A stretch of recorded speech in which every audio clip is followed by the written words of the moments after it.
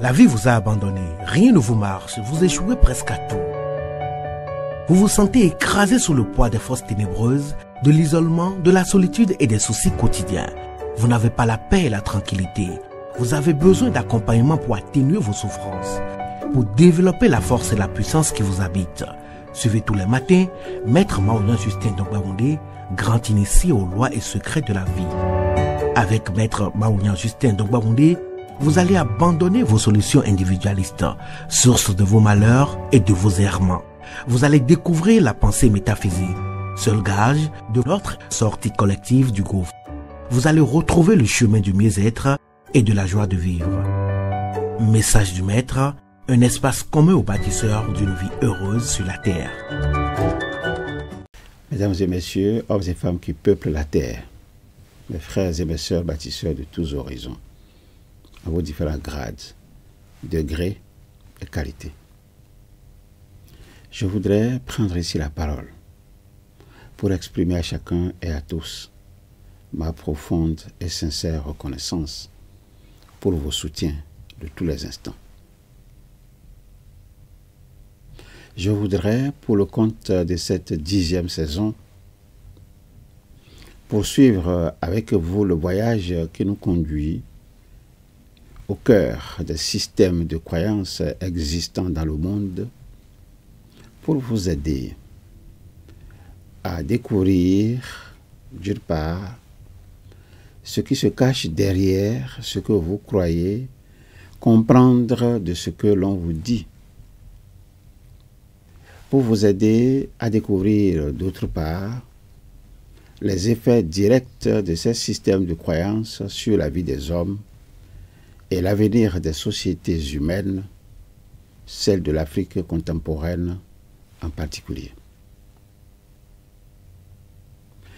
Dans mon message de ce jour, nous allons découvrir la vie et l'œuvre de Galilée avant sa condamnation par l'Inquisition religieuse.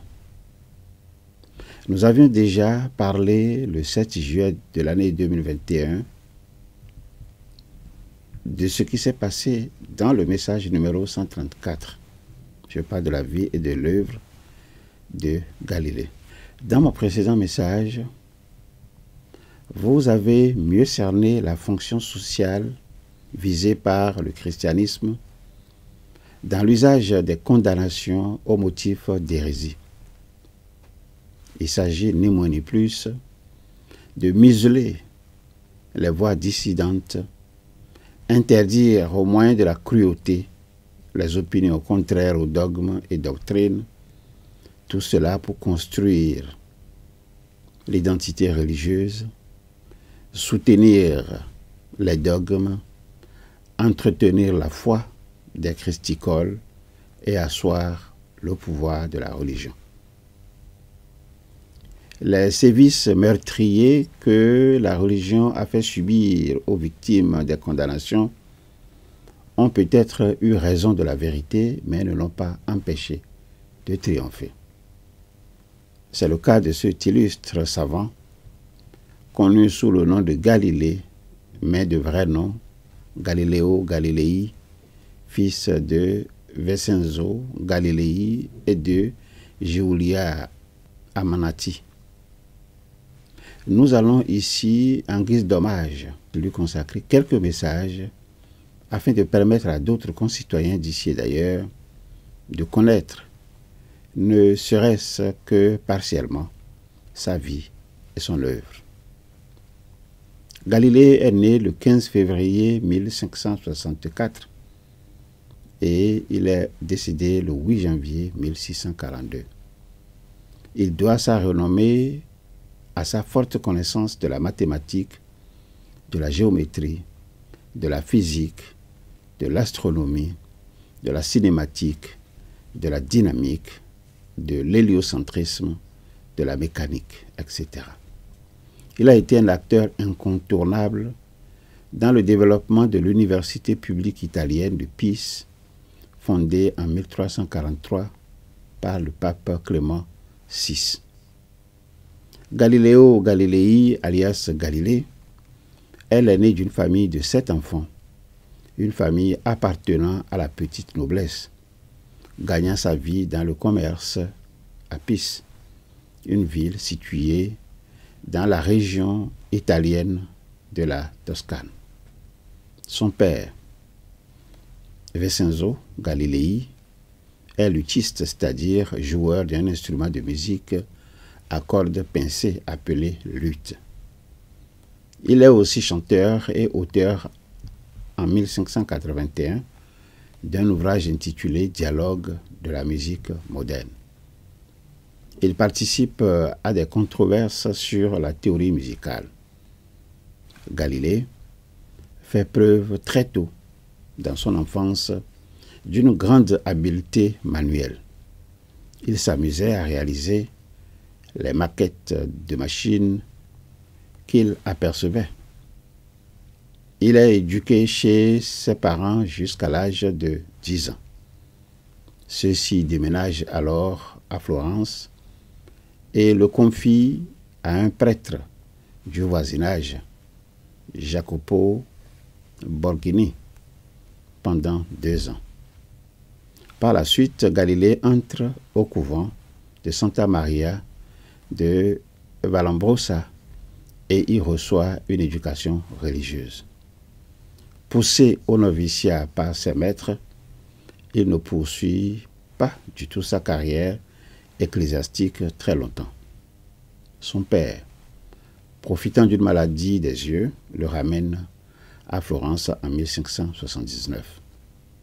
2 ans plus tard, il l'inscrit à l'université de Pise où il suit des cours de médecine, suivant ainsi les traces d'un de ses glorieux ancêtres, le magister maître Galli Laus de Galli Laes, mais sans y porter de l'intérêt. Il revient à Florence en 1585 sans avoir fini ses études ni obtenu son diplôme, avec de grandes connaissances et une grande curiosité scientifique. Voyons maintenant comment il a alors découvert sa vocation. Dès 1583, Galilée est initié aux mathématiques par Ostilio Ricci, un ami de la famille, élève de Tartaglia. Bien que Ricci soit un savant peu renommé, il a l'habitude, rare à l'époque, de lier la théorie à la pratique par l'expérience. À l'âge de 19 ans, Galilée découvre, en chronométrant à l'aide de son pouls, la régularité des oscillations des lustres de la cathédrale de Pise. Marquons une parenthèse pour signaler que l'expression des lustres signifie une longue période indéfinie.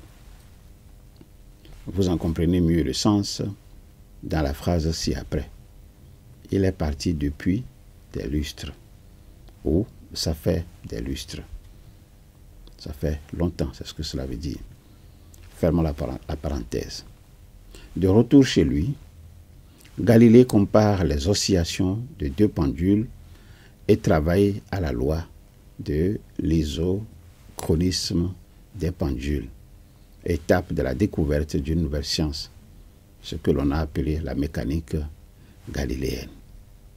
L'isochronisme est la propriété d'un mouvement périodique comme celui d'un pendule où la durée d'une oscillation reste constante, quelle que soit l'amplitude des oscillations. En d'autres termes, un système isochrone effectue ses oscillations toujours avec la même durée, même si l'amplitude de ces oscillations varie.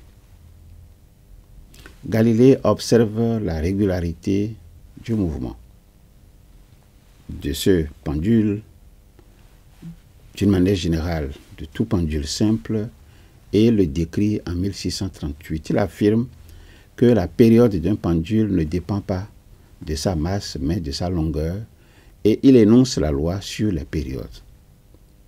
Il dit: les carrés des périodes d'oscillation sont proportionnels aux longueurs des pendules. Grâce à Euclide, qui l'éblouit, Galilée réoriente ses études vers les mathématiques. Dès lors, il se réclame de Pythagore, de Platon et d'Archimède. Et il s'est élevé contre le géocentrisme aristotélicien, donc d'Aristote. Dans le courant humaniste, il rédige aussi un pamphlet féroce sur le professorat de son temps. Il commence par démontrer plusieurs théorèmes sur le centre de gravité de certains solides et entreprend en 1586 de reconstituer la balance hydrostatique d'Archimède. En même temps, il poursuit ses études sur les oscillations du pendule et invente le pulsomètre, un cadran mécanique qui indique directement, sans calcul, la fréquence des pulsations cardiaques. Cet appareil permettait d'aider à la mesure du pouls et fournissait un étalon de temps qui n'existait pas à l'époque. Il commence aussi ses études sur la chute des corps. Il associe à ses études la fréquentation à Florence des cercles d'amateurs de musique, chers à son père, excellent théoricien de la musique. Il y donne des conférences érudites sur l'art et la littérature. Il a été vite remarqué par le cénacle du cardinal Del Monte, qui, en politique péninsulaire, soutient le parti français. En 1588, il est invité par l'Académie florentine à présenter 2 leçons sur la forme, le lieu et la dimension de l'enfer de Dante. Nous allons nous arrêter ici pour ce jour, avec la promesse de revenir très prochainement sur la suite de la vie et de l'œuvre de celui que nous sommes en train d'honorer aujourd'hui, Galilée. En attendant, je vous demande de continuer à vous familiariser avec cette invocation simple. Invocation à répéter chaque matin, 5 heures de préférence, et à intervalles réguliers de 2 heures jusqu'à 21 heures. Cette invocation, vous la connaissez, mais acceptez de la répéter après moi. Au commencement était la pensée. Au commencement était la pensée. La pensée se manifesta sous la forme d'idées. La pensée se manifesta sous la forme d'idées. L'idée prend corps dans notre conscience et se traduit par la parole, le geste ou l'écriture. L'idée prend corps dans notre conscience et se traduit par la parole, le geste ou l'écriture. Cette parole projetée sur la matière devient notre action. Cette parole projetée sur la matière devient notre action. Je suis donc pensée, parole et action.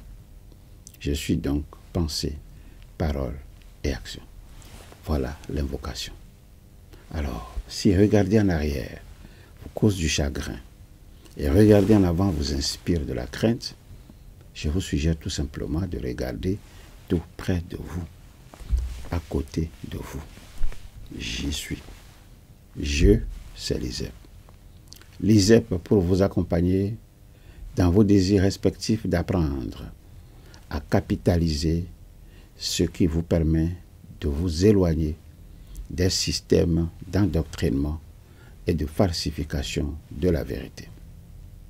L'ISEP pour vous accompagner dans vos désirs respectifs d'apprendre à assurer, à travers vos comités de défense de la vie, assurer la promotion de la pensée métaphysique qui, aujourd'hui, reste l'alternative crédible pour fonder, comme nous l'enseigne le pape Jean-Paul II, pour fonder le concept de la dignité humaine. Et moi j'ajoute, bâtir une vie heureuse sur la terre. Ensemble, pour gagner le pari des connaissances vraies, des connaissances justes, des connaissances libératrices. Au revoir. À bientôt.